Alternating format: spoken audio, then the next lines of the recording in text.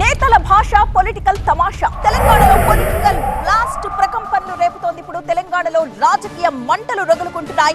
మాజీ CM KCR press meet పెట్టి 5 రోజులు గడుస్తున్నా కూడా ఆ హీట్ అస్సలు తగ్గడం లేదు సరికదా. రోజు రోజుకి కూడా రెట్టింపైపోతుంది.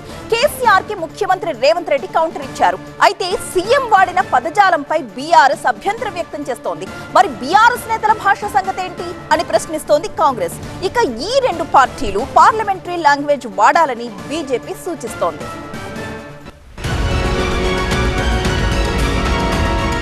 తెలంగాణలో పొలిటికల్ హీట్ అమాంతం పెరిగింది. ఆఫ్టర్ లాంగ్ టైం కేసీఆర్ నిర్వహించిన ప్రెస్ మీట్ రాష్ట్రంలో రాజకీయ వాతావరణాన్ని మార్చేసింది. అధికార విపక్షాల మధ్య మాటల యుద్ధానికి తెరలేపింది. తెలంగాణ ప్రయోజనాలను కాంగ్రెస్ ప్రభుత్వం కాపాడడం లేదని, ఇక సర్కార్పై సమరమే అని ప్రకటించారు కేసీఆర్. సర్వభ్రష్ట ప్రభుత్వం, సర్వముల భ్రష్టమైంది.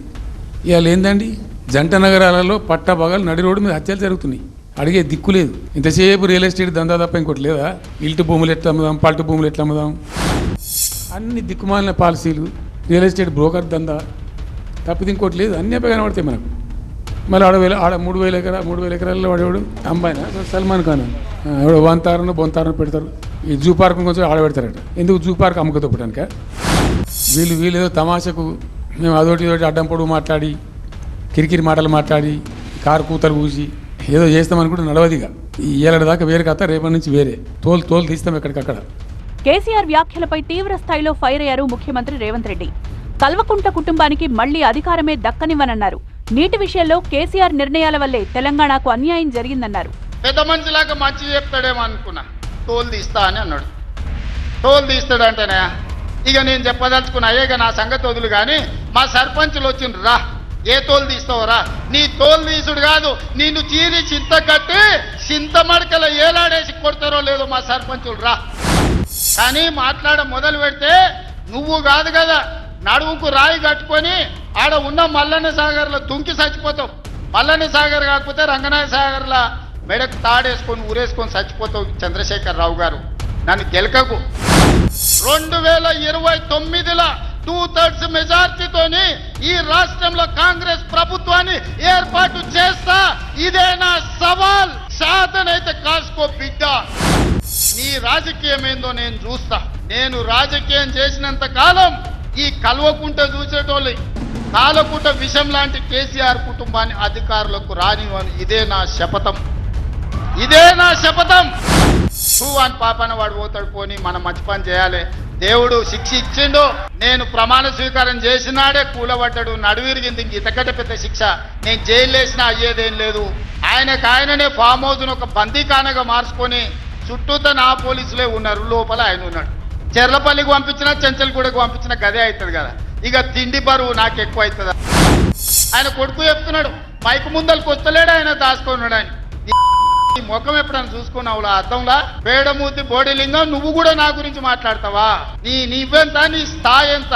అయ్య పేరు చెప్పి బతికటోని నువ్వు, ఆంధ్రలో గుంటూరులో గుడివారిలో చదువుకున్న నువ్వు, నీకేం తెలుసు తెలంగాణ గురించి, మా పౌరుషం గురించి? కేసీఆర్ పై సీఎం రేవంత్ రెడ్డి వాడిన భాష సరిగ్గా లేదన్నారు బీఆర్ఎస్ నేత హరీష్ రావు. రేవంత్ రెడ్డి మాట్లాడితే బూతులు మాట్లాడుతున్నాడు.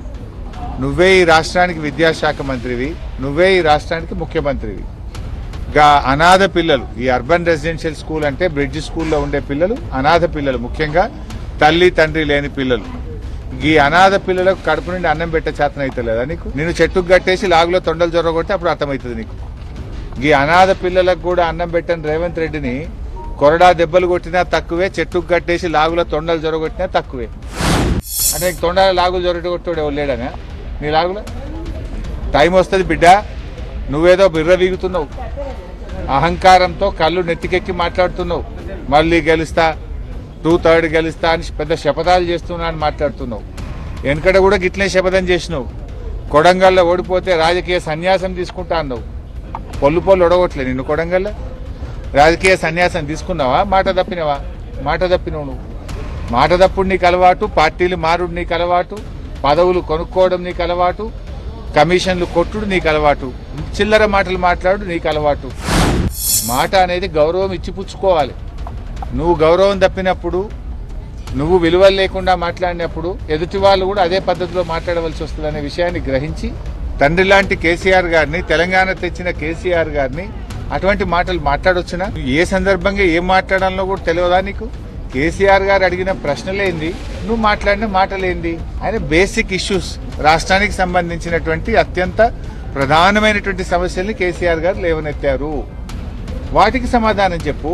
కేసీఆర్ వ్యాఖ్యలకు సమాధానం చెప్పలేక రేవంత్ రెడ్డి ఇష్టం వచ్చినట్లు విమర్శించారన్నారు బీఆర్ఎస్ నేతలు. ముఖ్యమంత్రి మాట్లాడేటప్పుడు చూపిండాలి కదా. ఒకటి మాత్రం వాస్తవం, రేవంత్ కేసీఆర్ని ఏదో ఈ రాయి కట్టుకొని నిలబడసావు, ఆ రాయి కట్టుకొని నిలబడసావు అని మాట్లాడుతున్నావు కదా. ఒక్కటి వాస్తవం నేను చెప్తున్నా, సాధారణ ఎన్నికలు వచ్చిన మరుక్షణమే ప్రజలు నువ్వు ఎక్కడ రోడ్డు మీద కనపడ్డా తప్పకుండా బండరాలు నీకు గట్టి హుస్సేన్ సాగర్లోనో మూసిలోనో పడేస్తావు. నీకు ముఖ్యమంత్రి పాలన చేత అయితే లేదు కదా. మస్తాన్ దగ్గర పేగులు క్లీన్ చేయడం స్టోర్ దొరకలేడట వాడు.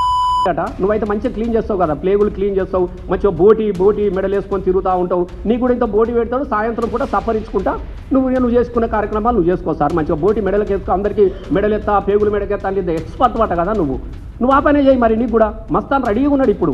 భాష గురించి బీఆర్ఎస్ నేతలు మాట్లాడడం హాస్యాస్పదంగా ఉందన్నారు కాంగ్రెస్ నేతలు. పరుష పదజాలం వాడిందే బీఆర్ఎస్ నేతలన్నారు హస్తం పార్టీ నేతలు. ఒక ముఖ్యమంత్రి స్థాయిలో ఉన్న వ్యక్తిని తోలు తీస్తామని చెప్పి ఒక 10 ఏళ్ళు ముఖ్యమంత్రి ఉన్న పెద్ద మనిషి మాట్లాడితే దాన్ని ఖండించక, దానికి సమాధానం చెప్పక, మర్యాద అయినటువంటి భాషలో మీకు సమాధానం చెప్పే పరిస్థితి ఉంటుందా చెప్పండి హరీష్ రావు గారు? మీరు కూడా ఈరోజు మాట్లాడుతూ ఓ పక్కన చెట్టు కట్టేయాలి, లాగులు ఉడబీకాలి అని ఒక ముఖ్యమంత్రి స్థాయి వ్యక్తిని పట్టుకొని మాట్లాడుకుంటూ మళ్ళీ పక్క నుంచి మీరు వేదాంతాలు పాండిత్యం చెప్పాలి అన్నట్టు మాట్లాడుతారు. నీతులు చెప్పాలనుకుంటే మీ ఇంట్లో మీ నాయకులకు చెప్పండి. మీరు పద్ధతిగా ఉంటే ఈరోజు ఒక బాధ్యత గల ముఖ్యమంత్రిగా రేవంత్ రెడ్డి గారు కూడా మీకు పద్ధతిగా సమాధానం చెప్తారు. TRS party time waste, Congress party 20 ఏళ్ళు అధికారంలో ఉంటుంది. నేను ఛాలెంజ్ చేసి మరీ చెప్తున్నా, కాంగ్రెస్ పార్టీ మళ్ళసారి కూడా నిన్న మా సీఎం గారికి చెప్తున్నా, ఒకవేళ 153 సీట్లు అయితే 120 సీట్లు పైన గెలుస్తానని చెప్పి. సీఎం రేవంత్ మాట్లాడిన భాష సరిగ్గా లేదన్నారు కేంద్ర మంత్రి బండి సంజయ్. కేసీఆర్ కూడా గతంలో అలానే మాట్లాడితే వ్యతిరేకించానన్నారు. కేసీఆర్ పై సానుభూతి రావాలని రేవంత్ అలా మాట్లాడారన్నారు.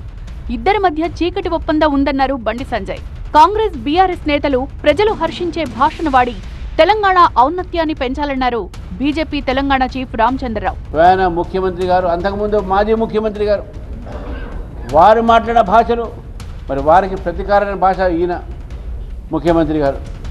అంటే తెలంగాణలో రాబోయేటటువంటి తరము ఏ భాష నేర్చుకోవాలి, ఏ రాజకీయాలు నేర్చుకోవాలి, ఒక్కసారి ఈ రాజకీయ పార్టీలు ఆలోచించాల్సిన అవసరం లేదు. బూతులు ఒక రాజకీయాలతోని, ఒక అర్థం లేని ఒక విమర్శలతోని, ఇవన్నీ కూడా మన తెలంగాణకు మంచిది కాదని.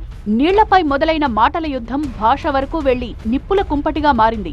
ఈ నెల 29 నుంచి జరగబోయే అసెంబ్లీ సమావేశాల్లో పొలిటికల్ మంటలు ఎగిసిపడేలా ఉన్నాయి.